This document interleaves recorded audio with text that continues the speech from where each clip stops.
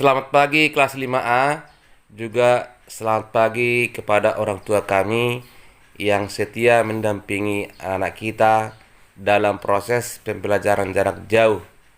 Kepada kelas 5, hari ini kita belajar matematika. Materi kita tentang membaca data yang disajikan.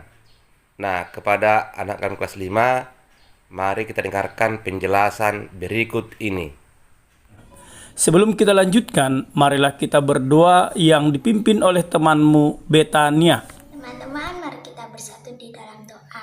Dalam nama Bapa dan Putra dan Roh Kudus. Amin. Bapa di surga, kami berterima kasih atas waktu yang kami boleh terima. Terlebih kami bersyukur atas kesempatan belajar yang Engkau berikan kepada kami. Bantu kami selama proses pembelajaran ini, supaya dapat memusatkan perhatian kami hanya pada pelajaran. Berkati juga Bapak Ibu Guru yang mengajar, dan berkatilah orang tua kami. Dengan perantaraan Yesus Kristus, Tuhan kami. Amin. Dalam nama Bapa dan Putra dan Roh Kudus. Amin. Pembelajaran kita hari ini yaitu pengolahan data, tentang yang kedua membaca data.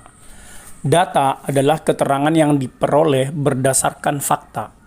Data yang sudah dikumpulkan dapat disajikan dalam bentuk tabel, diagram gambar atau piktogram, diagram batang, diagram garis, dan diagram lingkaran.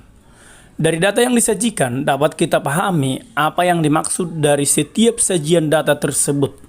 Yang pertama, kita akan membaca data dari sebuah tabel.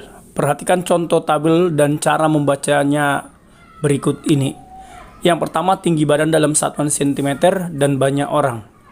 Lihat tabel di samping. Kalau itu kita baca, maka sebanyak 3 orang siswa tinggi badannya 95.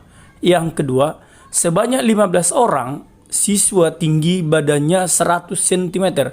Sebanyak 9 orang siswa tinggi badannya 105 cm. Sebanyak 8 orang siswa tinggi badannya 110 cm. Dan yang terakhir, sebanyak 5 orang siswa tinggi badannya 115 cm. Yang kedua, kita akan membaca data dalam bentuk gambar atau piktogram. Perhatikan sajian data yang ditunjukkan gambar di bawah ini. Jika kita baca sajian data tersebut, maka pelajar TK ada 71/2 orang, di mana setiap orang dikali 200 orang. Maka hasilnya menjadi 7 kali 2 ditambah 1, 15/2 dikali 200. 200 bagi 2, 100. Maka hasilnya menjadi 1.500 orang. Yang kedua, pelajar SD, yaitu 81/2 orang, di mana setiap orang mewakili 200 orang. Maka menjadi 8 kali 2, 16. 16 tambah 1, 17. 17/2 kali 200. 200 bagi 2, 100. Makanya menjadi 17 kali 100, hasilnya 1.700 orang.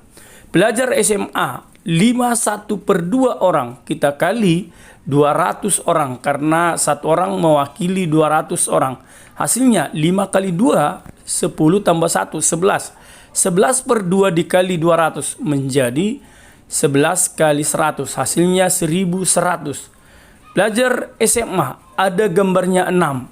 6 kali 200 orang sama dengan 1.200 orang. Yang ketiga adalah sajian data yang disajikan dalam bentuk diagram batang. Perhatikan hasil panen yang ditunjukkan dari gambar di samping. Hasil panen jagung selama 6 tahun terakhir. Jika kita membaca sajian data di samping, maka yang pertama, hasil panen jagung tahun 2015 adalah 5 kali 100 ton. Berarti sama dengan 500 ton. Hasil panen jagung tahun 2016 adalah 11, antara 10 dengan 12. 11 kali 100 ton, hasilnya 1.100 ton. Hasil panen jagung tahun 2017 adalah 12. 12 kali 100 ton, hasilnya 1.200 ton. Hasil panen jagung tahun 2018 adalah 15 kali 100 ton, hasilnya 1.500 ton. Hasil panen jagung pada tahun 2019 adalah 10 kali 100 ton sama dengan 1000 ton. Hasil panen jagung tahun 2020 adalah 7 kali 100 ton, hasilnya 700 ton. Yang keempat, kita akan membaca sajian data dalam bentuk diagram garis. Perhatikan diagram garis di bawah ini adalah sajian hasil panen Pak Marto selama 5 tahun. Jika kita membaca sajian data di samping, maka yang pertama, hasil panen Pak Marto tahun 2015 adalah 25 ton. Hasil panen padi Pak Marto pada tahun 2016 adalah 20 ton. Hasil panen padi Pak Marto pada tahun 2017 adalah 27 ton. Karena titik itu lebih dekat kepada 25 daripada ke 30. Yang berikutnya, pada tahun 2018 hasil panen Pak Marto adalah 30 ton. Pada tahun 2019 hasil panen padi Pak Marto adalah 20 ton. Yang kelima, kita akan membaca sajian data dalam bentuk diagram lingkaran. Perhatikan contoh. Sajian data berikut menunjukkan hasil panen suatu desa. Jika hasil panen dari desa tersebut 600 ton, maka bacalah diagram lingkaran yang disajikan. Maka jika kita membaca sajian data pada diagram lingkaran tersebut, maka langkah pertama kita cari dulu persentase dari semangka, yaitu dari 100% dikurang. Kita jumlahkan daerah-daerah yang sudah diketahui seperti gandum, kedelai, jagung, kacang, dan padi. Kita jumlahkan menjadi 22 tambah 12 tambah 15 tambah 10 ditambah 25. Sehingga menjadi 100% dikurang 84% sama dengan 16%. Maka hasil panen semangka adalah 16% kali 600 ton. Sama itu dengan 16/100 kali 600. 600 dibagi 100, 6. Hasilnya menjadi 16 kali 6 sama dengan 96 ton. Setelah kita peroleh hasil panen semangka, maka kita cari hasil panen padi, yaitu dari 25% kali 600 ton. Sama itu dengan 25/100 dikali 600 ton. Kita bagikan 600 bagi 100 hasilnya 6. Maka menjadi 25 kali 6 ton sama dengan 150 ton. Yang berikutnya kita cari hasil panen kacang.